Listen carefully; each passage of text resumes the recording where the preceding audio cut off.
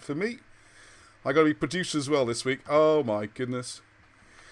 Finky Stingers, not sure who that name refers to. Anlon Griffiths, hello. Oh, loads of people. Steve Pole, Hugh Evans, Darren Cole, excellent. This is great. It's looking very busy, and I'm going to start. Now, one of the things slightly different this week is we've had loads and loads and loads of new members. I know Richard Davis brought a load in, and some other members have been doing a really good job recruiting on the Facebook group. It's been so busy and hectic, it's great. We're over 800 subscribers now on the YouTube channel, so please subscribe if you haven't. You have to log in or create an account. Create 5 accounts. What's the old saying in elections? Vote early, vote often. Something like that. Because once we get to 1,000, it unlocks all sorts of things on YouTube, and it helps on search engines, and we can really help this grow, which, as we're going to see this evening, is important. Right, now normally we do the news first. I will never get to the chatty point, but with so many new people, really want to welcome them, and I want to produce something tonight with the help of the comments, so please keep them coming in questions. That is like an introduction. It's like a quick, what's this Britain's Hidden History all about?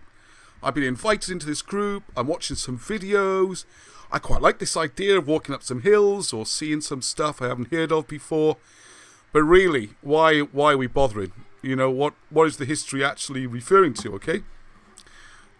Is this just a load of nonsense or whatever?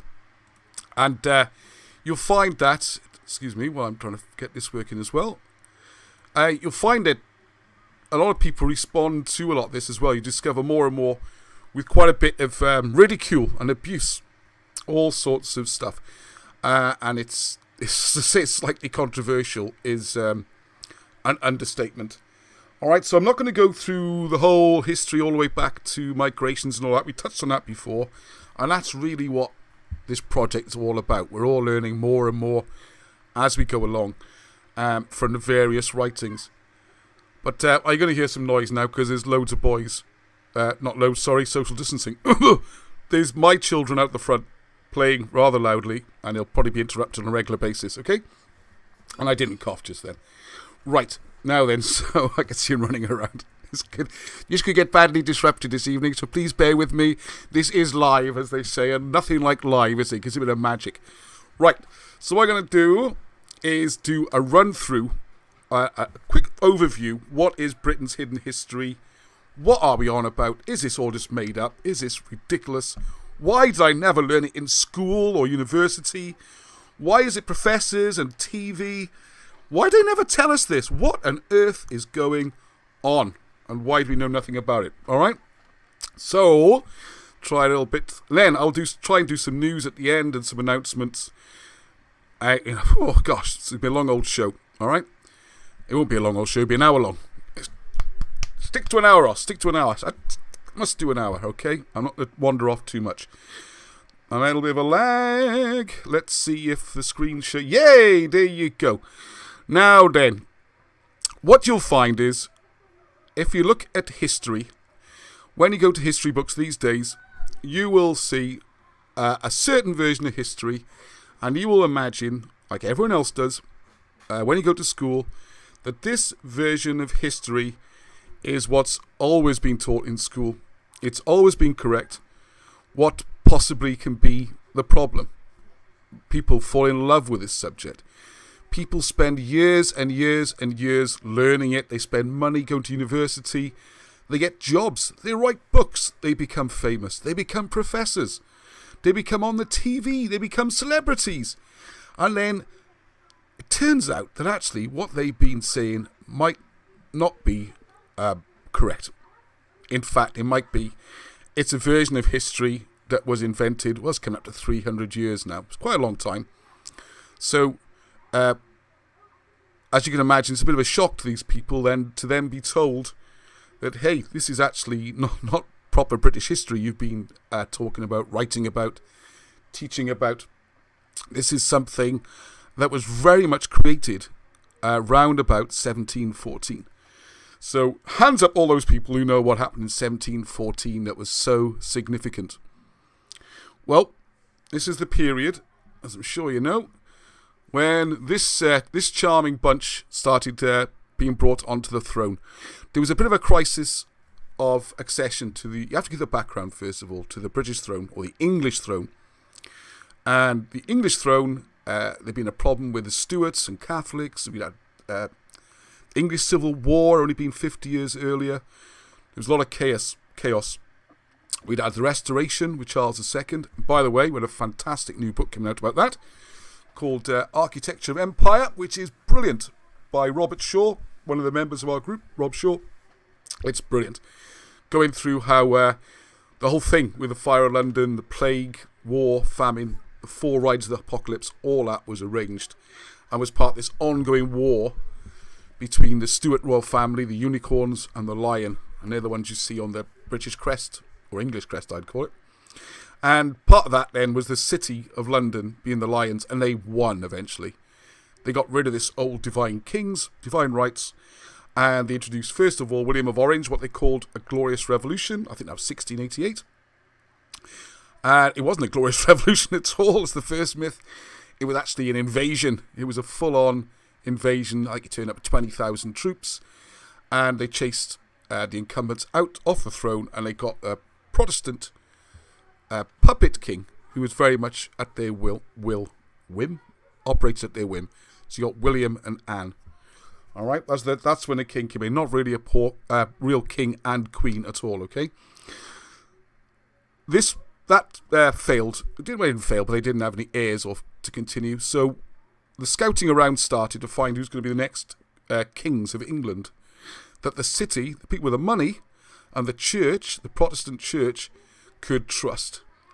And depends how you measure it, but you either went to the 37th in line or the 59th in line, depending on who you include, and it skipped over all these people. Nope. You're not going to go with any of those people. We are going straight in, and we're going to bring this family over from Germany. So we had a German family, and you've got some of the Georges, the Hanoverians, who didn't even speak English, the first couple, and spent very little time here. They were just puppet kings. The problem was, I was going to get some more images up front. After a while of this, the sentiment around the world, it's going to go back to me a second, around the world was very revolutionary. So you had this situation where 1790s, you had the French Revolution, all the royal family having their heads chopped off. Everything was being disastrous. The American Revolution, if you look at writers like Paine and the British writers at the time, they were supporting this idea of a revolution, and in terms of getting rid of royalty and having like a republic. That's what it was all about. The American War of Independence was in many ways a revolution against the monarchy, against the Georges, definitely deeply unpopular. And as you could probably imagine, they were rather worried that it was coming their way, all right? The revolution's coming their way, and they're going to be the next ones for the chop, literally for the chop. So they had to do something, and this is where we get into Britain's hidden history. Because if you get books before that date, not prepared at all, well done, Ross. All my books are here, nicely labelled, so I can find them very easily and quickly. Da-da-da-da. Oh, this is the one I want. So if you look at history books printed before 1714, such as Cambrian's Triumphants, this is a reprint, obviously. You can get these, and I plugged them again, although I get no commission or money, just Gyan, Gyan Books in India. Hang on, let's go back to this one. They reprint stuff, and you can see the history shown before that time, before 1700. This is when you see proper British history, what we would call the Britain's hidden history, okay? So in here you read about the British kings stretching back, you read about the migrations, the history starting from Troy, the history of the British, all this kind of thing. So that's the kind of thing we look at in Britain's hidden history, alright? A bit more to it than that. Now, okay.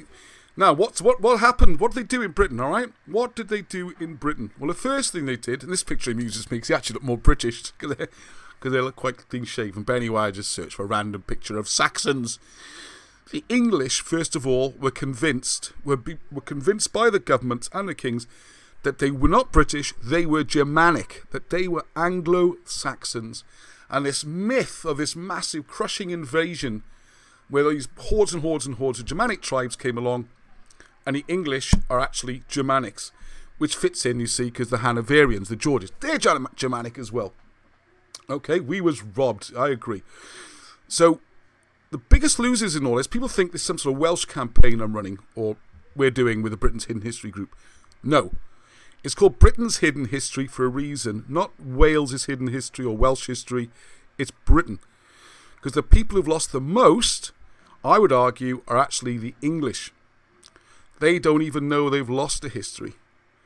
And the English, actually, the original English, not the Anglo-Saxon myth, which comes, well, take your pick, 5th, 6th, 7th century onwards, something like that. The original Lloegr, which we'll see in a second, the Lloegr English, that goes all the way back to 1500 BC, up to 1,000 years before the Cymry. So the English are really missing out on their history, all right? Very ancient. And it's been replaced with this, Vikings. I think this is from that TV program, isn't it? I got rid of my TV years ago and recommend people do the same, okay? But that's up to you. I think it's just kind of nonsense. People giving it all that and not worrying about helmets or getting shot in the face or the legs. And something realistic, I suppose. Anyway, so the Viking history, so this idea of northern invasions, Germanic invasions, and this can tell we see in a moment. If you watch the videos we do, you'll see this idea. Everything found in Britain. If it's early, it's Roman. If it's later, it's the Vikings and the Saxons who made it or did it. Like Sutton, who seems to be British. And you can see the video. He's done a video on that. Follow-up's coming. Any treasure, any buildings, any achievements, it's all foreign. The British are apparently too stupid to do anything, even build roads or houses or castles. Whereas the physical evidence is everywhere. They did all those things and much more to them. So I know this comes a bit of a shock here. Yes, thank you for the reminder, Alan Rees. I'm trying to prepare people not to go into shock if this is the first time you've heard it, and to think, hang on, what are you on about? What is this nonsense? Switch off. Please, please, please bear with it. And for all our supporters and all the regular people, and I see a lot of the names logged in at the moment, is to try and be gentle. That's the best way I can think of it. We have to try and be gentle, understanding. There's no point in locking horns and getting into a row. Someone's been brought up, being told this their whole life. It's almost impossible. It takes a lot to suddenly say, wow, all that was wrong, let's start again. I mean, for me, the shock came a little bit backwards on... a slight detour, but the story with what opened me up to all this, and I don't want to get into more modern things because this isn't what our subject, our channel, or our campaign, if you like, or our group is about. But I was taking my little boy, who's running around there now, about 11 years old. He's only about 4, so it's probably about 7 years ago I started on this, that's all. Before then, I was Mr. Straight down the middle. I would take on anybody in a history quiz with a conventional quiz, right? Mastermind, whatever. I'd beat anybody on the conventional British history. And that's what I was brought up with. I love history. I'm a bit of a fanatic, right? My job is to be painting little soldiers, the whole thing. Now, one day, walking my little boy to school, he's a bright lad, Arnie, giving him a little potted history of the 20th century. And we'd gone through World War I and the Treaty of Versailles and the reparations that Germany had to pay and this hyperinflation and, the currency became nothing, debased, and this how the economy was stuffed. I put it a little bit more simple than that. He was only 4. But anyway, he got the hang of it. And then we started talking about World War II. And like all little boys, he loves tanks and all that kind of stuff. And he'd seen Panzers and Tigers and all this wonderful kit. And he says to me, Daddy, I thought you said that the Germans had no money after World War I. And I was like, yeah, that's right. He said, well, how do they pay for all these tanks and things? And I was like, that's a very good question, son. You go to school. I will go and have a look, see what I can find out. And when you finish school in a few hours' time, hopefully Daddy will have some answers for you. And of course, when I searched into all this, and I said I don't spend too long on that, but this is when your whole eyes get opened up. It doesn't take much research. It's harder now. The internet has been closed down. Censorship is taking over. Very difficult to find these things. And I'm only talking 7 years ago. Even the difference in those 7 years is quite enormous. And you look into who financed World War II, and you find it's the American German Bank, it was the Bank of England, support the British had, how they manoeuvred the war to start, how they worked with Poland, France, Britain to try and... the whole thing. The biggest shock, do you know where the Nazi headquarters was in the 1930s? Give you a few seconds to answer it. It wasn't in Germany. There's your first clue, okay? It wasn't in Europe. It was 40 Times Square, New York City, America. Yeah. Anyway, that's another can of worms. But anyway, you start looking into that, and then you find other stuff. 9/11 and then I stumbled on these, the Richard Hall channel, which I would still highly recommend, Rich Planet. And on there I saw the forensic historians and opened my eyes all about British history. And you had to be prepared at that point to come in, like now, if this is your first time seeing it, with an open mind and go, what is this about? Does it stand up? Don't go in, what a load of nonsense, and then watch it like this, or like this. Because we don't move forward like that, alright? It's a complete diversion, sorry about that. Anyway, so there you go. So that's how I got into all this. And then you start looking into the history and you realise, yep, there's physical and written evidence for all this. Because the other great myth, of course, is this one. I love this picture. Courtesy of Angus McBride, who does a lot of the wargaming books and illustrations. The kind of thing I still do a bit of, actually. And illustrations and painting these things and all that kind of stuff. But apparently this is this is us. This is the Celts. This is the Welsh, Scottish, Irish. Bunch of naked savages. I mean, it's one of the metal capitals of the world, right? You've got the, as we'll see later on, I'll go through it, but I mean, you already know, we've got copper, tin, iron, whatever. They've been making swords and armour and helmets for hundreds and hundreds of years. If you go with the whole Roman thing, they fought them as well. But for some reason, when a battle starts, chuck it all off, I'll go in naked. Maybe spike my hair, maybe wear a blue tattoo. Because I'm bloody stupid, but it's like nonsense, okay? All of this is nonsense. You wouldn't last 5 seconds like that in a battlefield, no matter how crazy nutty you were. This whole idea, as I'm going to show there, of the Celts is nonsense. There is no example.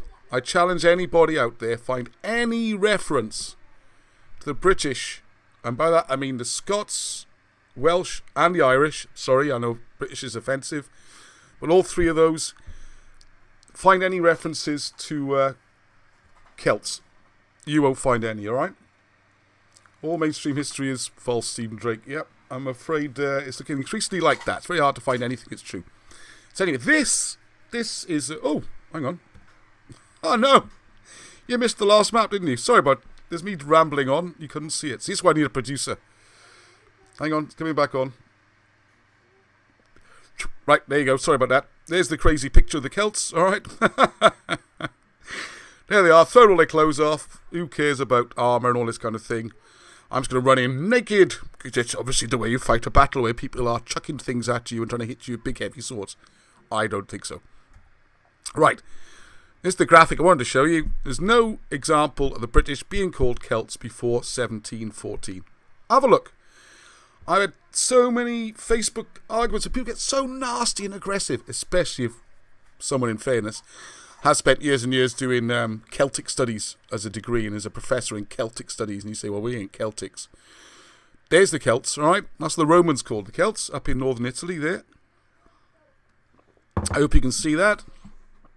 Here, look, Celte. And there are reports that they spread into southern France, which will be just off the map here. And it's between the two rivers, the Sorbonne and the, whatever the one's down there, Rhone or something, I can't remember. That's where the Celts are. Nothing to do with British. Alright, what I want to do here is show you. We can do this live. Hang on a second. It's always a bad idea. I've got stuff to show you later, all these maps and things. And I'll show you if you want to look it up. Wikipedia. I like to do live demonstrations, so I'm not just pulling this out on my bottom. If we look up Edward... Oh, hang on. How do you spell his name? Edward Lloyd. There you go. Strange spelling. L-H-U-I-D. It's here. See, it's hidden. It's not destroyed history. It's hidden history, okay? He did a lot of work with Welsh language, all this kind of stuff. Actually... Okay, yeah. And if you go through all this, he's from Oswestry. He's actually Welsh, okay? So anyway, blah, blah, blah. He got an MA Honours for Oxford for doing whatever he did, all this kind of stuff. pioneering linguist, okay? This is where it all comes from. He's noticed similarities between Irish accents, Irish language, Scottish, Welsh, and parts of France, which, if you know your British history, is because Britain invaded France in the 4th century and colonised it for a long time since. That's why you got Brittany, because the Britons live there. Kind of makes sense, doesn't it? But if you look through here... don't tell me they've changed it. I should check this before I went on to. But what he did, he went through all the languages and everything. I noticed the connections with Cornish as well, which also was part of the British country, if you like. You have all these links there between the British languages and those in Gaul, what he called Gaelic, all this nonsense he makes up, right? And therefore, he concluded that the languages were of Celtic origin. The people who spoke them were Celts. And that was that. People don't realise this. People argue so they're blue in the faith that they're Celts. I come from Pontypridd, right? My local rugby team was called the Celtic Warriors. Everyone was happy about it. I didn't like the name very much, but I wasn't really unhappy about Celtic. But there you go. Now I would be. Very unhappy. You can read this here. He conducted that as the languages were of Celtic origin. Mistake number 1. Because we know the Celts aren't from there. The Celts were from northern Italy, southern France. The people who spoke them were Celts. So from the 18th century, over the last couple of hundred years, the people of Brittany, Cornwall, Ireland, Isle of Man, Scotland and Wales were known increasingly as Celts and are seen to this day as modern Celtic nations. People are getting blue in the face that we are Celts and this is nonsense. And all this stuff, and if you mention Wilson of Blackett, oh my goodness, the demons incarnate, they made all this up. They didn't make it up, alright? They didn't make it up, because you can go through the history books and that, and you can find exactly what they were talking about in old books. It's what used to be taught. And you can see how the modern thing was invented, alright? Oh, I don't think you'll be able to see me doing that change, but you can, so there we go. Alright, so I need to push on a bit. I can't see the time from here. Oh, yeah. Right, so what we really have is in Wales, you have Wales is the Cymru, the country's Cymru. England is, the correct name is Lloegr. Yes, it's not even called England. How depressing is that for people? And Alban, Scotland. These are the names still used in the Welsh language. And the story is, if you look at books like this, which you can pick up, like I said, from the Gian Cambria Triumphants, you'll discover on there, the story is that when the migration took place 500 BC, coming from Troy, actually from Anatolia, and it was a couple of generations after Troy, but I don't go through too much detail right now, but after that migration, there were the 3 sons. The oldest son, Locrinus, got England, became Lloegr. The middle son, exactly his name was Cymru or something like Cymric. Anyway, it became Cymru after him. And then Albanicus was Scotland. And then the story goes on, and there was invasions, and they fought each other. And the history's well recorded and well known. Oh, producer's turned up. You saved that star yet, hon? Have you saved that star? Yeah. Yes, you have. Right. Okay. Oh, Kai's going home. There we are. Good Welsh name. All right. Oop. Okay, he's back. The producer's back because there's loads of Achavi Celts. Very funny. Alan, yes. Patricia. I read that one of the richest women in the world owns a lot of Manhattan, New York property, the Queen. Oh, yeah, well what the Queen owns. Perhaps she doesn't own anything. Hey, anyone ever thought about that? She has to look after and steward lots of things. Anyway, let's not go into the royal family because it's an English royal family. And if you look at it, they call themselves kings and queens of England, not Britain. All right? And it's United Kingdom, Britain and Northern Ireland. Well, not very united according to some people. But anyway, this is the countries we've lost. This is what history used to be. It was taught in the schools. Oh, Arnie. Can you get the Book of Gwent, please? Can you draw on Gwent? No, the History of Gwent, the little book I brought back yesterday. Richard lent me in the living room. Sorry, yes, thank you. Sorry you weren't supposed to see that. I've got the book. Richard, very good person I met yesterday. We went up to Caerleon, and I want to show that book. Right, so when I want to look at this map here, this is a map that Owain posted during the week on the Facebook group, and this shows Britain as it was around AD 500. I need to get the reference to this, but I think it's one of the encyclopedias. This is how Britain was then. So as you can see, you got the Welsh is called here. I would call them British, really, or Cymric or Cymraeg. But anyway, they called them Welsh, which is a bit nonsensical because that's supposedly a Germanic word, but anyway. It's in here. Where is it? Oh. I did bring it here with me, sorry. I already had it. I was more prepared than I thought. Sorry, thank you. I did have it ready. You can hardly read the cover. It's a very old book. Right. So this is the basic setup. So if you look at this, okay, because there's another factor going to come in as well. There's another major people in England, which I would say, unless you're aware of Wilson and Blackett's work or you've watched this channel, you will not even know. You will not even have any inkling of where a big part of the English population comes from. They're not British, they ain't English, they're not Saxon, they're not Angles, they're not Jutes, they're not any of those things. That's going to shock you, isn't it? So here's a map about 500. So as you can see, at this stage, Britain is still dominant. It's still got most of it, okay? I am back. Thank you, Arnie, yes. Yes, I had noticed. Excuse my nose, I'm always itching again. So all down here, so up into Scotland, you had Strathclyde area, and pushing up, the battle always on against the Picts. And what you'll notice, which might be news to people in Ireland and Scotland as well, is that the Scots are still over there in Ireland. Work that one out. The Scots are in Ireland. Oh, Irish Ireland history gets even more complicated. And the Irish don't realise either. But if you look in England, this is where the Angles were. This bit. East Anglia. The name's there, right? And the other Angles. And then you've got other people down here, which you probably can't see on there. I haven't got my glasses on either. But you've got people like this area is the old Sicarians, which is the old people from Surrey, which is Syrians. So we had ancient English Syrians living down there in this area. You then got the Gewisse, which became Wessex. They weren't Saxons either. Angles, the Saxons really just down this little corner down here.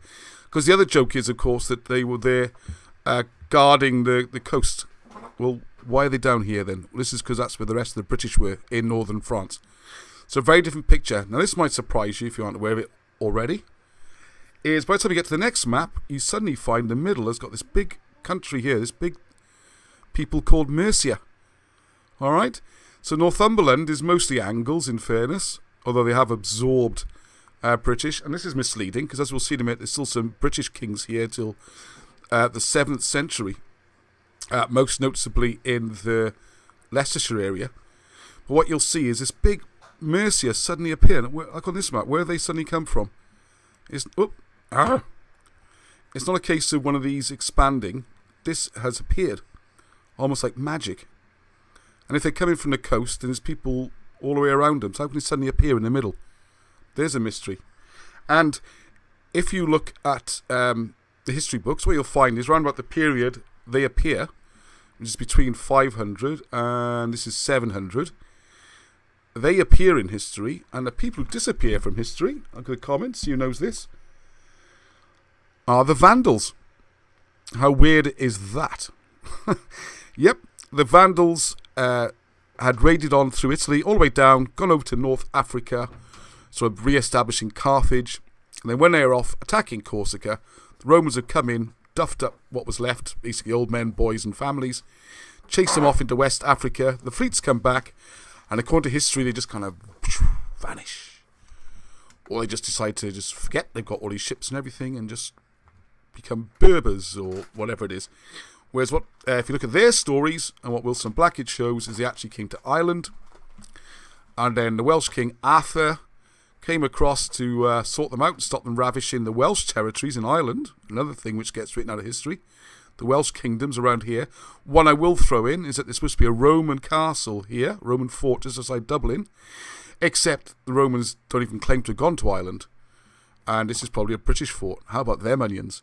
So if that fort there, which looks Roman, is actually British or Welsh, then how many of these other forts around here, which are supposed to be Roman, are actually British or Welsh? The whole thing is a mess. This is why this project's massive, alright? I hope this little summary is helping for those who've been involved with this for a while, and for anyone new, this is what it's all about, okay? So by this stage now, this isn't great for showing what's happening in Scotland and that, because the Scots have now started flooding into Scotland, and the place is about to be renamed as Scotland, and Gaels and people like that are coming to Ireland, and all this area is another topic for another day. Mercia. So anyway, so Arthur's chased them across Wales, and this is where you get the Mabinogion story of the Cwrdd Twrdd, which is the wild boar hunt. Of course, it's not really a giant pig who goes around smashing up whole towns and villages and killing British princes and stuff. No, it seems to be referring to the boars that they showed on their shields and on their helmets and on their banners. They were the boars. And the little piglets were their lesser commanders or lower commanders going around rampaging. So Arthur's come flying back from Ireland and chased him. Series of battles. That's where his older son got killed. Nowie, or, there's another name for him as well. He's got a few names. The Glittering One. As usual, royals, they have more than one name, which confuses history, okay? So he's chased them then, all the way up into this kind of area. And this is where they've gone presumably fighting the Angles and Saxons and whoever else is in the way in England. And they've carved themselves an empire there. And the other thing I want to mention is on this map, I think, as well. Yes, it is shown on this map as well. This is as late now as the 7th century. Here are the West Saxons, all right? Which is supposed to be Alfred and the Wessex culture and all that kind of stuff. But here, look, you can still see it. Because the Wessex culture goes way back before the Saxons came anywhere near this part of England, all right? And I've had discussion a few times lately with various archaeologists and historians, and I have to concede that area there is what they call culturally Saxon. It means they found some items that look German, therefore they're Saxon. There's no DNA, there's no record, there's no real trace of the people actually being German or Germanic, but they're going to call them that anyway. Because you've got a problem, because if you say Wessex actually refers to a different group of people, who could actually be Irish even. Alfred, the most famous Saxon of all, you could argue, is no longer a Saxon. And the difficulty there, the other problem you have then is all sorts of stuff starts to fall apart. And one of the things I want to just quickly talk about, all this in Trojan War, by the way, in fact nearly all of it, in case you're wondering, it's not just about the Trojan War. In fact, very little of it's about the Trojan War. Nearly all of it's about British history, and I'll show you why Trojan War is important in a second, all right? I am going to get there, honest, Gov. So one thing I want to talk about quickly, is there's an old story here about... So I want to encourage English people to become more and more involved in this. This is not an attack on English people, okay? My mother was born in England, and nothing against England. I've lived most of my life in England, although I am Welsh. It's not about a Welsh thing. It's about everybody in Britain, or anyone around the world who's interested in knowing what the real correct history was, rather than this propaganda that was introduced about 1714 onwards to save the necks of a very unpopular German regime. There's a lot of stress at the time then. Does anyone really think there'll be a revolution now and people jump up and start guillotining royal families? No. It's time to get over that and forget about it, okay? That game's over. Can we have our history back, please? I'm not a revolutionary. I'm just looking to have this history come back, all right? So, things like Sutton Hoo, we got British kings in the 6th and 7th century. And it says here, you've got the story then of how King, let's get this right, Adelbright and per King Elfried, this is old text, that's why their language is a bit difficult, quelled Brechial Pat was a king of Britons that held percenter of Leicester. This is the ancient stuff, of how King Athelbert and the King Elfrid killed Brochwell, that was a king of the British and held that country of Leicestershire. You see, you find these things in the Saxon records as well, because they're showing off that they beat the British king. But so they're not there. This is not British records. This is not British people showing off or anything. This is, they're saying, yeah, we finally beat the British. Well, that was in the 7th century. Griff's watching. Oh, hello, Griff. Excellent. Now, another, how are we doing for time here? Oh, I need to crack on a bit. Hang on a second. Anyway, so have a look at these kind of maps, and you can see it. It's not really hidden. No one's making this up, all right? We're trying to work out what the information tells us. And the treatment that someone like Wilson and Blackett have had for just basically reviving old British history is nothing short of disgraceful. It really is. All right, so that's supposed to come on one thing at a time, like one of those clever bullet point things. It hasn't. So how was the history deleted? This is really at the core of what we're doing in Britain's in history, all right? First of all, the migrations was just declared to be a myth. It's just nonsense. All that old mythology and stuff. Except a lot of it checks out. If you read Wilson and Blackett's work, their original claims to be migrated from 1600 BC, roughly, around about that era, from This is when most of the English turned up. The old Syrians, I think I called them Syrians earlier, Syrians turned up. And what's strange about it is it's in the old English or British history books, and it talks there about Diocletian, or Dungi, not Diocletian, sorry, old Dungi. And you can go through all this ancient Assyrian history and Hittite history. And they talk about the 32 kingdoms and 32 daughters. And, of course, when Wadi came and excavated, there they were. There's the 32. There's the daughters. You've got what they call votive offerings, which is the objects you place near dead bodies as offerings to the gods. The stuff you find in places like Lexington Mound in England matches the stuff found in ancient Syria. On and on it goes. There's loads of evidence to back this up, and it's what the British history says it happened. Why is it that it's the only country in the world not allowed to have a history, apparently? Imagine going up to any other country and just saying, all your history is absolute nonsense. Here's our version. I know it happens, but not so much these days. Anyway, the other thing, the Trojan Wars, this is why this date is plastered across the front of this book, which is available in reprint now. Trojan War of 650 BC, because if you push the Trojan War back to 1200 BC, the British story falls apart. Whereas if you make Troy into a myth that happened in some foggy, distant past which no one can track down, then suddenly the whole story falls down, apparently. So you've got to bring it back to 650. The ancient writing, which you can see all over Britain on stones, across Etrusca, across the Mediterranean, right back to ancient times. As you know from my book, Hieroglyphics, from the work Wilson and Blackett did, you can read hieroglyphics using Welsh. There is stacks of evidence, but that had to be declared a forgery. The writing system was supposed to be invented 1800 by good old Iolo Morgannwg, who also got slaughtered by the establishment because it doesn't fit the story. So written records deliberately destroyed. That's terrible. There's Sclaticus and people like that. Treachery of the books, going all through Welsh history. You've got stories like Caxton when he introduced printing, 1470s. 200 years, the next 200 years, it was illegal to print anything in Welsh. Going right back to the time of the Plantagenet kings, when it was illegal to even have writing equipment in Wales. Pens, paper, all banned. So, of course, this is when you start to have this adapted style of the Colburn, which is straight lines cut into pieces of wood.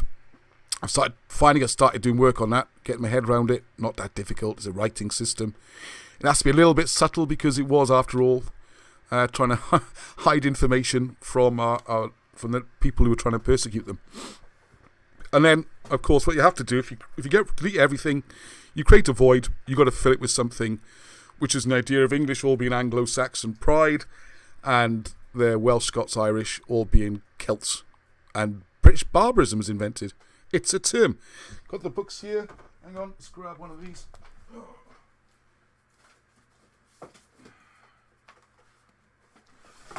Just to show, I'm just jumped on some Wilson and Blackett bandwagon. I'm supposed to do a light on, I think. Make me look a bit weird, but it's one of my old books. I'm just going to show you. This is old, one of my treasures. This is an old Origenes Celti.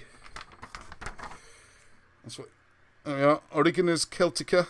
It's a 2-volume piece. This is actually volume 2. It's a very old book. I hope you can see that. Alright, no, hang on. Probably see it better if I did this.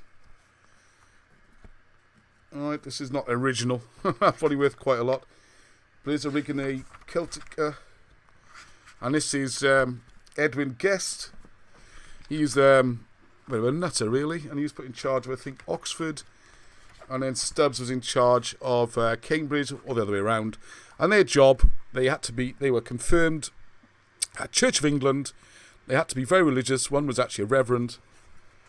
And they had to write this history of Britain. And they made it up. And here it is. I got a copy here. When was this one printed? No, it can't be original. It did cost me a lot of money in a Hayes bookshop. The original is 1830, something like that. And it goes through all these bizarre, well, they've taken some of the facts and just twisted them and made it up. If anyone actually took the trouble to read these kind of books and put them through some academic rigour and vigour, you'd realise how much nonsense is in them. It's ludicrous. It's just flights of fantasy. And yet, because they're written in the 1820s or 30s, they've sort of somehow become venerated as, venerated. They become godlike in their powers as academics, and nothing can be wrong. And yet, on the other side of it, you've got the British history, this is in the colleges, and it gradually filtered through. And if people know me, one of the things I've been trying to do for a long time now is find as many books, school books, predating the 1920s, all right? I've already got one here of my own called The Book of Glamorgan, which I've gone through many times. Well, I've mentioned it a few times, I should say. And Richard Davis, my wonderful new friend from Caerleon, you'll see on the videos. He's the one who showed me the rude statues I put up earlier today on the YouTube channel. And it's this book, and this is the story of Gwent. I want to use a proper Cumbrian accent. The story of Gwent. Something like that they talk there. Bit Cardiff, Gwent. Anyway, not trying to be rude about it. This book's fantastic. Because one of the things you'll find in here, if we go, it's falling apart. I've got to be very gentle. I'm going to try and we'll see if we can scan it and make this available again, alright? Because this is 1908. And if you look in the stamps, you can see, just like mine, it's got old school stamps. This one's from Cumbrian. The one I've got is from School Abercynon. I think my dad must have felched that one, I think. And if you can see here, I'll try and hold it still. Oh, I'll be very careful with this book. Can you see chapter 10? Let's look on the screen. Can we see chapter 10 on there? Let's have a look. Yes, I think you should be able to see that. Slightly out of focus. Anyway, chapter 10 is King Arthur. Okay? For all those people saying this is nonsense made up, people like me, Alan Wilson, Baron Blackett, and other frauds and tricksters, it used to be taught in school, okay? And if you go through this book, there's loads of stuff that used to be taught in school, and same with Book of Glamorgan, loads of stuff has just disappeared, just been deleted, alright? This is not new stuff being made up, this is the stuff that used to get taught. The stuff that's made up is by nutters like Guest and Stubbs, and their Aryan supremacy things. Because what part of the problem is, part of the migrations is said to be that the lost tribes of Judea came to Britain in 500 BC, and the Cymry are basically Jews or Hebrews, and the racist guys were these guys who could not bear the idea that Britain was based out of some sort of Arab population or Arab stock. It had to be white Aryan stock, and it's frustrating. I see this coming back again. You see it on different channels. We're trying to promote this old thing again. I'm not going to even name them, but there's a few out there on the YouTube. And you see it in here. It's like the Aryans, somehow the Aryans had to go down, set up the Bible lands, and then come back. There's all sorts of weird ways of looking at it, trying to dress it up to make it anything except possibly be Jewish, because they're extremely anti-Semitic, extremely anti-Jewish, anti-Arab, anti-everybody who wasn't white and Anglo-Saxon, alright? No, just noticed yeah, some maps in here. Sorry, I'm just being rude now. I start getting books out and I can't stop looking at them, even their books.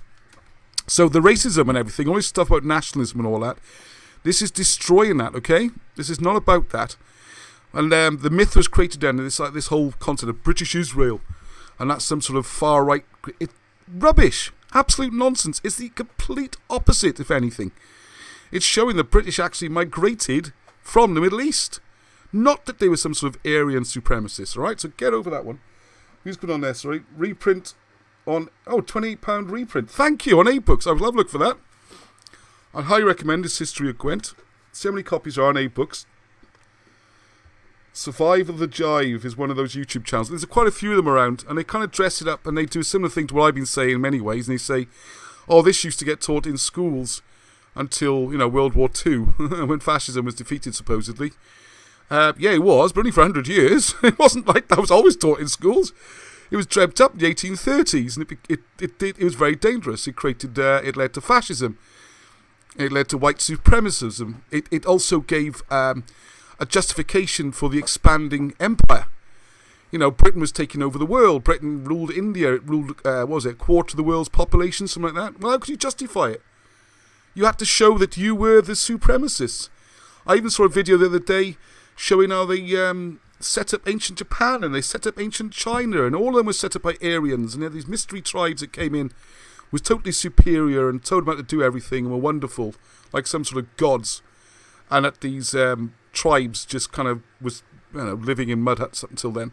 I've done the same with the British. Exactly the same. It's called British Barbarism. You can read all about it in the 1830s textbooks if you can be bothered. Cost me a blasted fortune, these two did. And at the time, I didn't know any better, but I'm glad I read it now, all right? Because I am aware of what the conventional thing is, okay? This was part of eugenicist, racist, white supremacist plan, and the way to do it was to make the Brits into some bizarre, mystical Celtic peoples, who just little tribes people who just came up out of the ground and didn't have any history. So all the royal families, you see on our website, we do charts, you can see the British kings, got the records. I think I'm out of time for tonight. We can go through what I'm going to do next week. I was going to do it this week if I hadn't done this instead. You can go through all the British kings, all the way back to 600 BC, all the way back to Aeneas, and the Trojan Wars.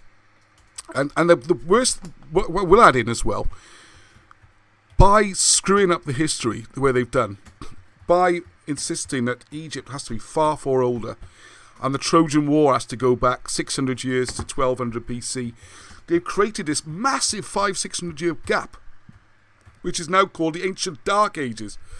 It's just nonsense. And you can go online and have a look at it. I look at people like Eric Klein and people like that making massively successful careers explaining the Dark Ages, all about sea peoples and mystical things happening and how nothing was built or constructed for 500-600 years. Nothing happened, all right? In fact, it's just a dating thing. The Hittites are a wonderful example, right? You go all the way up to about 1200 BC, or a little bit earlier, depends on which made-up history you look at. And there's this massive empire called the Hittites. And then they vanish. And there's nothing. And nothing's built. And nothing happens for 500-600 years. And then, whoa! A brand new empire appears in exactly the same place, doing the same things, living in the same towns. And they're called the Neo-Hittites, the new Hittites. I mean, it's bonkers. To quote Alan Wilson, it's bonkers. I mean, never mind. Anyway, I think the point's made. All right. Hey, the good news is we can still get this information. Books are available. You have to get them reprinted in India, or we're scanning and reprinting them. Like I said, you've got 8 books. You can try and get some. So Alan's got to go. What a shame. We're almost there. Yes, we've got the Ratia as well. Thank you, Monica. Yes, part of the British migrations. They actually stopped off in some went up into Rome. Well, Etrusca as it was then. So there's a relationship between the British and the Etruscans. Sorry, I'm able to look at too many of the comments. I'm kind of ranting on, trying to get through a lot of stuff here tonight. Spread the word, subscribe, get involved. All those kind of things will help. I think it's important you should know your history. Okay. The old saying is, if you don't know your past, you got no future. And if you want to destroy a people and destroy their confidence and their self-worth, it's destroy their history. If you say you come from nothing, you are nothing. All right? It's important. Oh yeah, there's me. Thank you, Arnie. Let's go back a bit. So, good job you're paying attention. I was just doing my pop-up presentation then, and no one could see it. All right, so the good news is, spread the word, subscribe and get involved. Much of the information does survive. There's been a consistent campaign to destroy it. You'd be amazed how difficult it is. Someone points out, Alan, I think it was, wasn't it, that you can get these on 8 books, 28 quid a go. That's great news. News to me, because I've been trying hard to get hold of these. It seems like almost all the school books from before the 1920s got gone. And if you don't know the history of betrayal of the books, it goes back a little bit before then. All the Welsh-speaking teachers were sacked and English-speaking teachers were brought in. So the children couldn't talk to the teachers and vice versa. In England, it's been even worse. Because at least the Welsh have a little bit of an idea that they have a history that was taken away from them. And things like Arthur has survived because it was such a big story it couldn't be buried. But the English don't think they got a history at all. And they have a massive, rich history of the English kings, British kings, Lloegrian kings, going all the way through 5th, 6th, 7th century, battling on like I said, the Wessex culture, all those things go back 1500 BC, and you could follow it before then, rather than go with the Germanic thing. Anyway, as much help as possible needed. Yeah, everyone needs to get involved in this, all right? It's not my thing. It's a group thing. And here's one example, which I've got brilliant idea. Someone called David lives up north of England, Durham. That actually was like Darren, was it? And he this week sent a letter to this magazine, which I hadn't heard of before. Lingo Newydd, Coigna the Cacennau, which I think is something to do with new speakers of Welsh. It's a Learn Welsh magazine. I'm sure it's fantastic. I'm not going to read all the Welsh. My Welsh isn't very good. I know Lingo Newydd, dwi wedi mae'n ei darllen am hanes Cymru and Lingo Newydd. I got some sort of welcome, all right? And see what they're talking about. So I won't dwell on that. It looks like a fun magazine. I'll actually get a copy now. Oh, it said Dylan Arthur up there. Oh, I do have to try and translate it. Anyway, so here's the letter. Follow Arthur. So this was written by David. Dear Lingo Newydd, I've enjoyed reading about the history of Wales in New Lingo. I'd like to tell you about a book I've just read called Holy Kingdom by Adrian Gilbert. If you don't know that book, it's brilliant. You can get it on, not when I sell, but it's on eBay and it's on Amazon.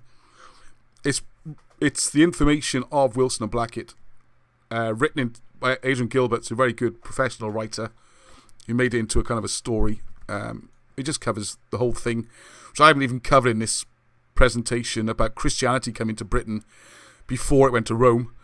And how Christianity started in Britain, now all that's been persecuted and pushed out as well. But that's another part of hidden history. There's so much. A warning now, if you are new, once you start picking away, there's so much history that's there. You can find it. You haven't got it. You don't have to dig too hard. It's just hidden, that's all.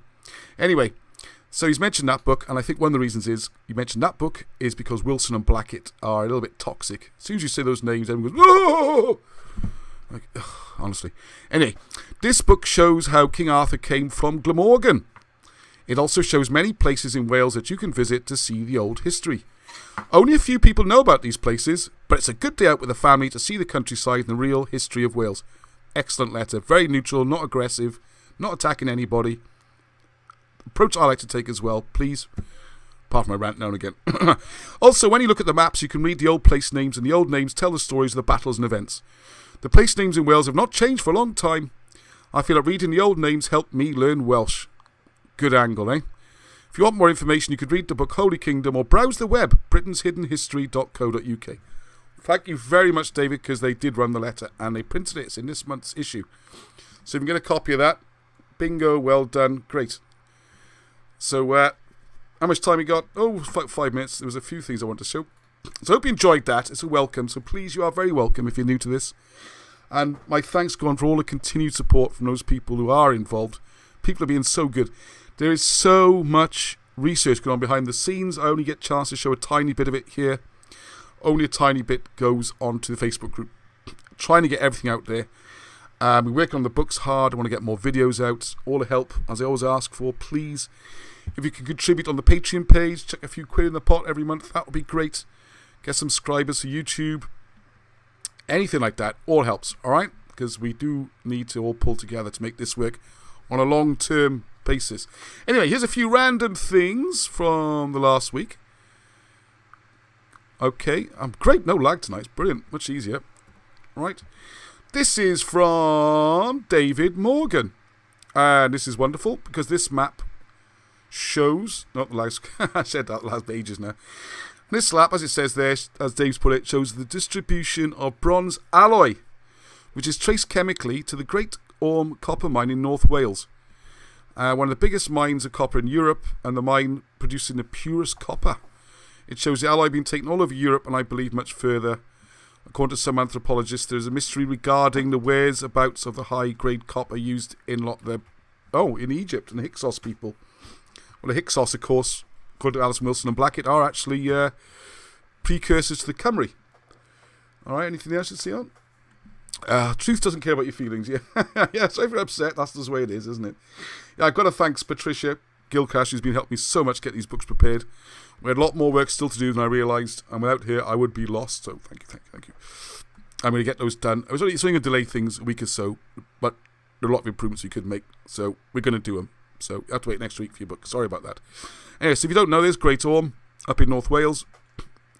Now, the amazing thing is as well, we've got another map here. So I want you to remember this map, because there's only a few places in the world where you can get tin. So you've got one of the best sources of copper here.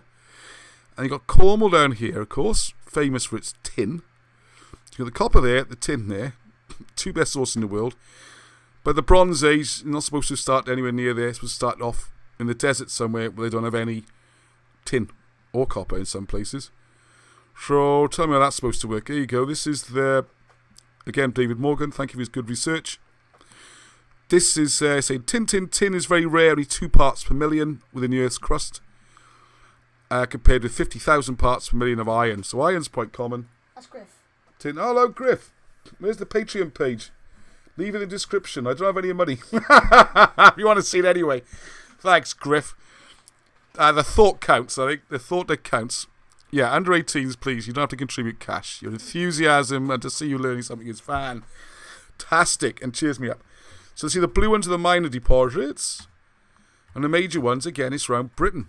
And also this part here, which is supposed to be Celtic. So we'll discount these for the time being. Although there are traces of these coming across as well.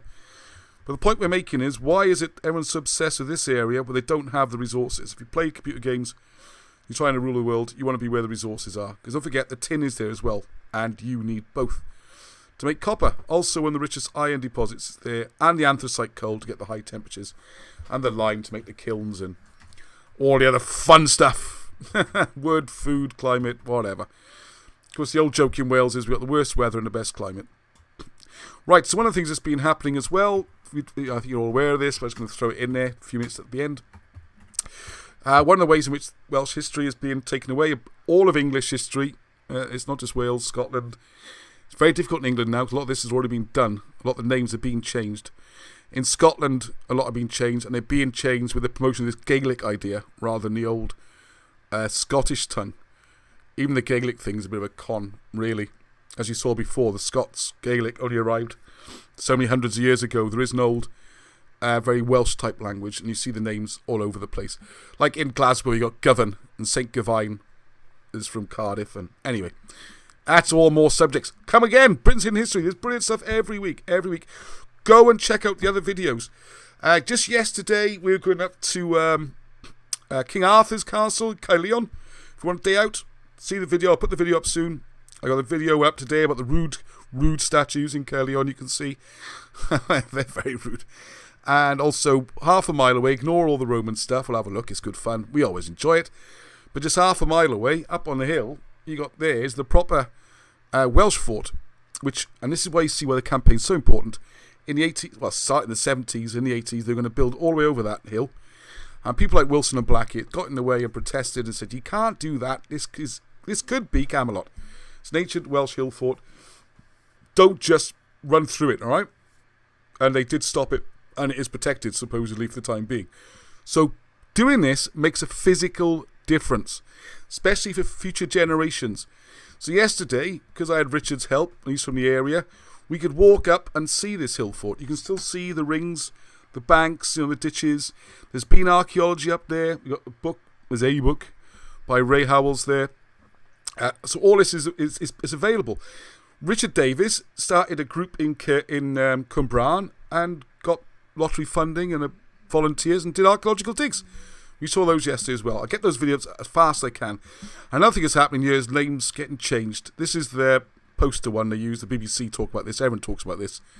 Because Bochloyd is becoming Australia because it looks like Australia, right? Kind of does a bit. But Bochloyd's the name. And these things have got historical reasons. They only ever bothered about North Wales, of course. But in South East Wales, it's happening all over the time. One of the things that upsets me is the new housing estate just outside Cardiff is going to be called Bishop's Wood. Wow, what does that mean? Then all this kind of strange stuff. We got this stone, which looks like a lion. It's about 9 feet high. So you can go on the channel, you see all these kind of things. Again, I'm Time Ross up. from Britain's Hidden History. Oops, it's actually running. Look at that, everything's running this week. I've just done some videos. Used to, but not anymore. No lag or No, nothing. This is a fascinating one. So you don't see this video, go and have a look, and I'll just jump forward to give you an idea.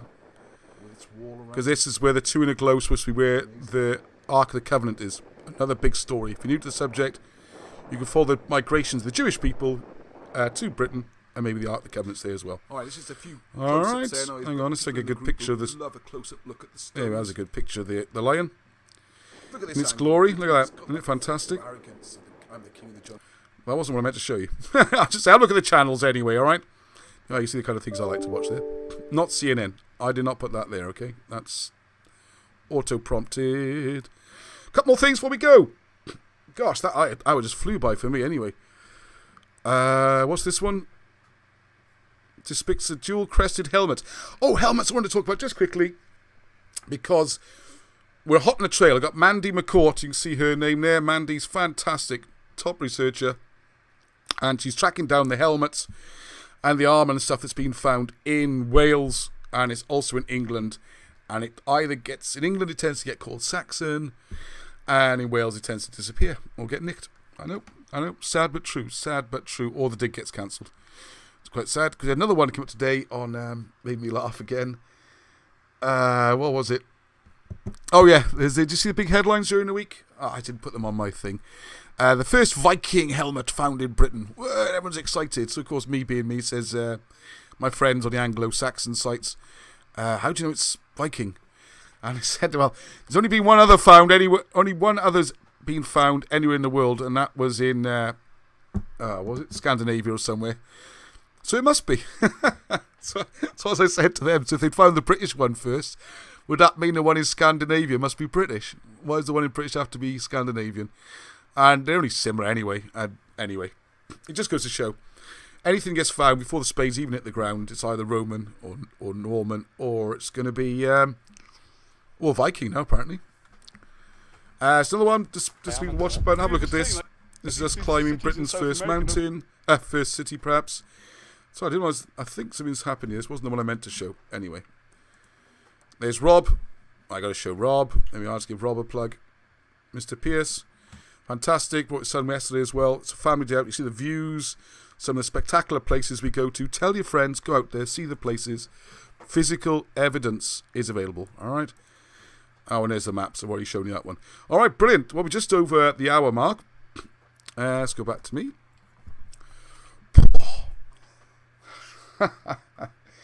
Right, any questions come up on there? Getting good with the IT, Ross, says Andrew. Could you screw up a bit? You know I did the IT. Oh, you did the IT? No, we didn't. Yes, I did. I I'm did the the producer. I'm the producer. You're in the garden. I'm the producer. Yeah, but you're in the garden playing or? I'm Anyway, the screw it up. producer. Go on, he's the boss. Let's have a look. I've gone up. Right, what we got, Darren? There's screen translate app, Ross. Instant translator. Thank you, Darren Cole. Yeah, that's one of the things we look at. The only problem is some of those translations in Welsh can be a little bit misleading sometimes. Because what we notice is, with the Welsh language, it has changed a lot over time. I'll tell you what, as we got a few minutes, and we got to the end a bit quicker than I thought we would. And I always say an hour, and I always like to run over slightly. I haven't done the news. I kind of did some news. All right, anyway. This is great, by the way, this book. Thank you, Richard. I will give it back to you. I'm taking very careful care of it. It's got Cumberland Boys School. I do a quick... There's great pictures as well. It's fantastic. It's like my book of Glamorgan. I got to share all those pictures. I'll try and share them next week's broadcast, because they are photographs of things which, of course, they were taken for granted then. Because they just, just go outside and take a photo. And it shows you how much things have changed in the last 100 years. Okay, I'll just do the... one more chapter. The Archbishops of Caerleon, which goes back to showing how Christianity goes back before Roman Christianity, hundreds of years before it. Unfortunately, it has got a very strong the Romans did everything element. That had already come into the kind of main canon by then. But anyway, I thought you might like to quickly hear, it's not very long, chapter 10 about King Arthur.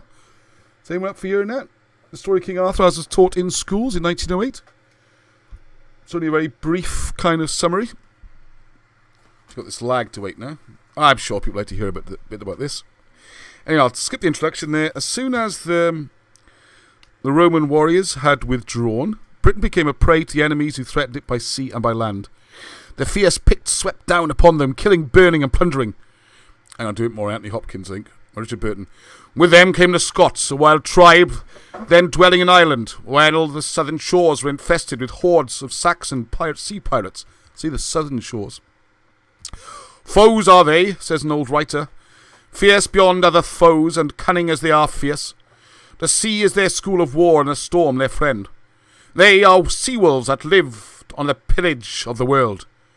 They are well known to the Romans. Indeed, their vessels were so frequently seen waiting an opportunity to plunder the southeast shores, that it bore the name of the Saxon shore. See, it's named because the Saxons kept attacking it, not because the Saxons defended it. That's another nice little switcheroo has taken place. What? It's Tim. Oh, he's the brains brain. Oh, thanks, Timbo. Yeah, I can rely on you, can't I? The Count of the Saxon shore, whose duty it was to guard it against their attacks. The Saxons, in course, in time, pushed their raids north and west until they occupied a large portion of the land. Still, they were not satisfied. They wanted Britain for their own, and they sent for more warriors to assist them. The Angles and Jutes came, and their devastating march was carried further and further across the island. When the Saxons came into Gwent to plunder, King Iddon, who ruled the district, gathered his kings, not princes, by the way, just thought I'd mention that, because everyone gets bloody princes. One slight thing on that, princes comes probably from the Latin principalis, which is first, because the kings were the first king amongst equals. They had lots of kings. One was the paramount king. So he was the principus, the first king. Anyway, let's throw it in there, right? If you're wondering where prince comes from, all right? Apart from Minneapolis. On his way, he went to Tylo, Bishop of Llandaff. See? Bishop of Llandaff, Llandaff Cathedral, in place before Roman Church. This is just accepted fact. It's not even commented on in the book. Who was at that time staying at Llanarth with his priests and entreated them that they would pray to God to help them in the undertaking. In answer to their prayers, King Iddon gained a great victory, recovering the plunder which had been taken and putting the enemy to flight. At last, on the death of the king, the chiefs of Britain came together to Dubricius, Archbishop of Caerleon, and proposed that he should crown Arthur as king to lead them in their fight for Britain's freedom. Arthur was then a youth of 15 years, so noble, courageous, and generous that he was beloved by all. Dubricius therefore placed the crown on Arthur's head, and such a multitude of knights flocked to do him honour that he was unable to entertain them all. At Caerleon he established his renowned order, the Knights of the Round Table. And, by the way, if you're wondering how the Roman amphitheatre got the money for an excavation, to excavate it, on the old maps, which I'll show you some other time, it is marked as the Round Table. Thank you to Bob Morgan, and Richard Davis. Richard, I think it was actually. Showing on the old maps, it's shown as Arthur's Round Table. That's how they got to dig it up. I think it might not even be an amphitheatre. What? Are we meant to be seeing the screen? Nope. Oh, no, that's fine. No, Good. nothing to see. Thank you for checking. Good. The young noblemen vowed the solemn oath to reverence the king as if he were their conscience, and their conscience as their king, to break the heathen, uphold the Christ, to ride abroad redressing human wrongs, to speak no slander, no, nor listen to it, to honour his own words as if his gods. The brave bands of knights assembled in the court of their mighty king to advance the reputation of honour, to revenge all acts of violence and oppression, and any injury or dishonour offered to any lady. They also instructed young men in the use of arms, that so employed they might avoid idleness. The exaggerated tales which Geoffrey of Monmouth related of the hero king have cast an air of fable over his real exploits. In the centuries that have passed since Geoffrey wrote his book, writers of many nations have woven so much mystery into the wonderful stories he related, that it is now very difficult to separate Arthur from the legends that have grown up around his name. They are not, however, without foundation, and we must endeavour to remove the romance which has sprung up around the reality in the story of the hero king as it has been handed down to us. And on it goes then about fighting Angles and Saxons. It's over 100 years ago. They're already putting it in the book, saying, cut through all the BS about Arthur and the fairy tales, and they didn't have Disney in them days, the cartoons and all the foreign countries stealing this piece of history and making it into their own. Let's get back to the history. They were saying this over 100 years ago, so there we are. It's not some nonsense just dreamt up by Wilson and Blackett and other writers. It goes all the way back. I'm always saying about the Welsh language, that's been changed as well, which is why we've got the old dictionaries, another of which I am proud to say arrived through the post today, courtesy all the way from, I think in India again. There we are. This is Salisbury. Thank you, Rob Shaw put me onto this. Supposed to be 1574 originally. And that's a reprint, and you've got more Welsh words. Very old. Okay, let's give you an idea what it's like. Quite simple. Anyways, there you go. Wow, that was a lot. Oh, it's still getting dark now. Do you remember a few weeks ago it'd be lights at the end still, wouldn't it? But there we are. Summer, I suppose, is starting to twinkle its way, and we have actually had some sun this week, and we got roasted absolutely burnt to shreds up on their hill yesterday. Right, any questions? Any questions this week? Paul, filmmaker Paul. Hey, Paul Hartel is there. Hey, Paul. Good to see you. All the way from California. I mean, you have a couple of people watching from Australia. I know there's at least one from New Zealand. There's a few in America. At least 2 people from Canada.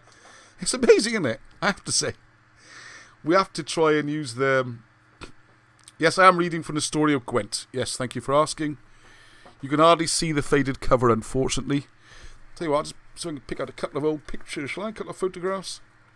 What's that say? Monmouth High School for girls. A couple of old school buildings. That's not really what you want to see, is it? Oh, there we are. The book's going to fall apart if I'm be very careful. Ah. There we go. Let's give you an idea of the style of the book. Alright, you might just be able to make up the cover if I put the light on it. At a bit of an angle, perhaps. See if that works. The photography, the quality of the camera works wonderful. Crystal clear. Can you see the cover? Yes, you can. That's worked just about. There we go.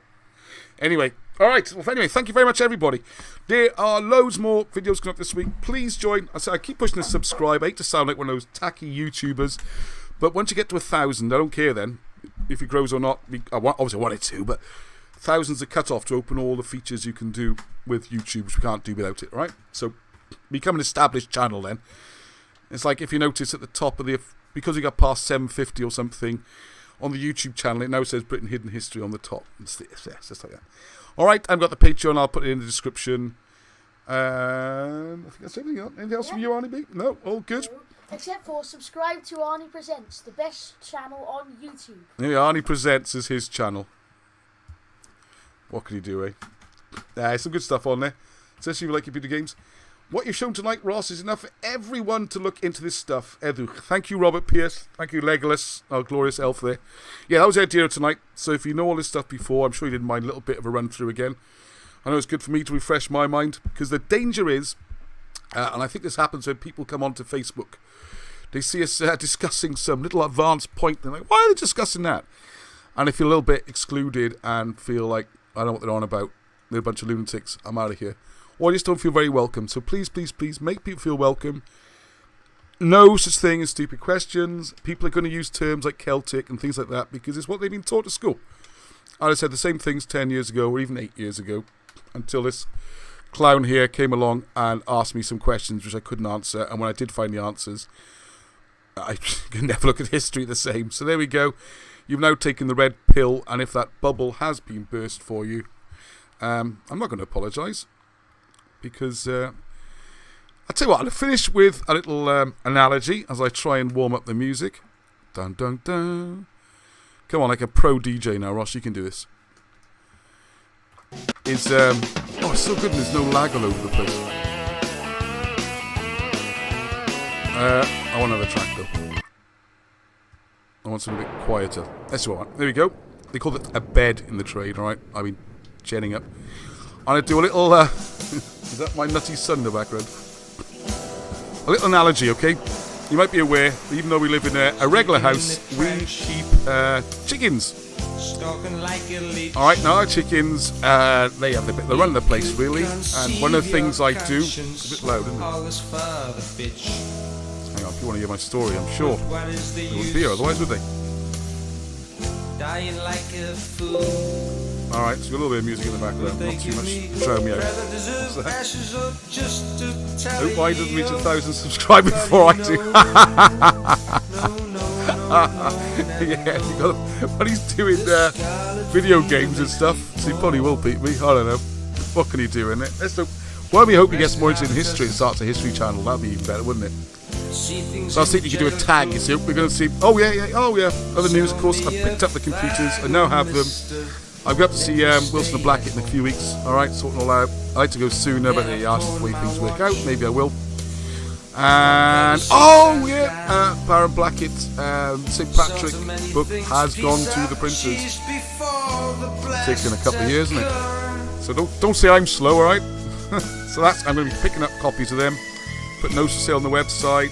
I've pre-ordered and given them the money up front, so they got cash to help pay for the printing. And just so you know, with the books, by the way, all the books we sell through Britainshiddenhistory, Cymroglyphics, whatever, Amazon, eBay. They get a share of all the money that we reprint books, and all the other books, the books that they printed, alright, we buy them up front with cash in advance. We don't even wait for money.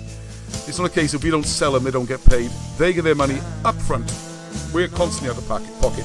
We run this on a negative cash flow basis, alright? We pay for all the books up front, and hopefully we sell them. So just make that clear, okay? Because there are a lot of people in the past, some dodgy characters have gone in there, taken a load of stock, never seen them again, they never paid for the books.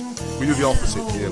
The money goes out first, then we get the books, and then hopefully we sell them. And they usually sell, thank goodness. Otherwise there's my pension, boxes of Wilson and Flackett books.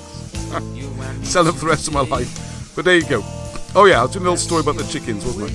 To finish the story. A little bit more music, a little bit. There we go. We keep chickens in the garden, right?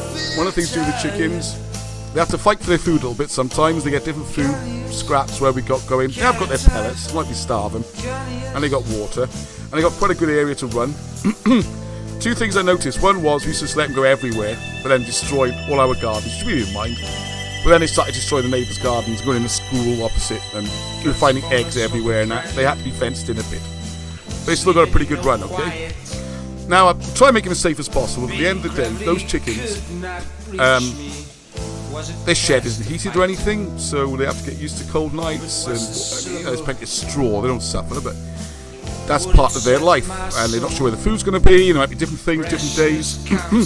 We usually spread it around, so they have to look for it, keep their brains going, and that's their life. And as safe as we like to think it is, there's always a risk a fox is going to get them.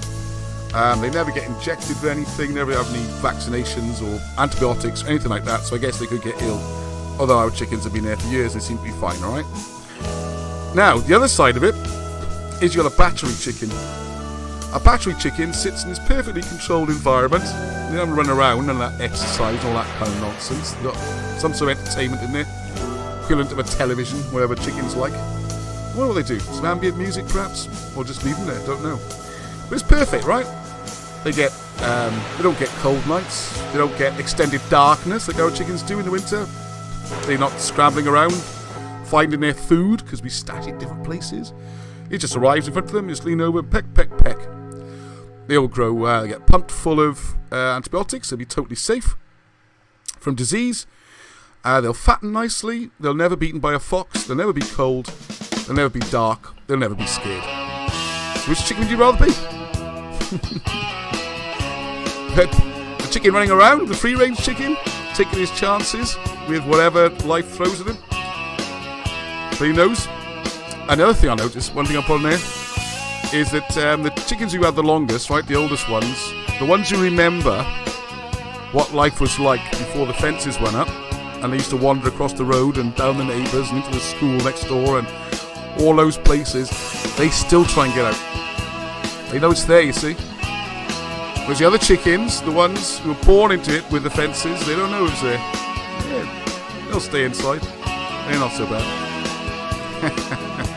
So sorry folks, just showing you what's behind the fences, so you'll never settle down and be a battery hen from now on, alright? So there you go. Getting all philosophical. I'm getting all philosophical on you, okay? So anyway, take care, lots going on, lots more fun coming up this week.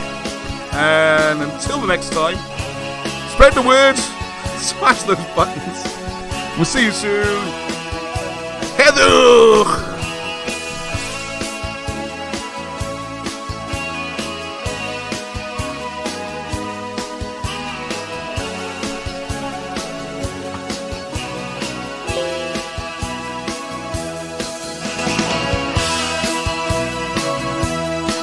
Baron Blackett twang it, and I will put his interview up with him talking about his music. It's the funniest interview you've ever seen. It's only a couple of minutes long. It's hilarious.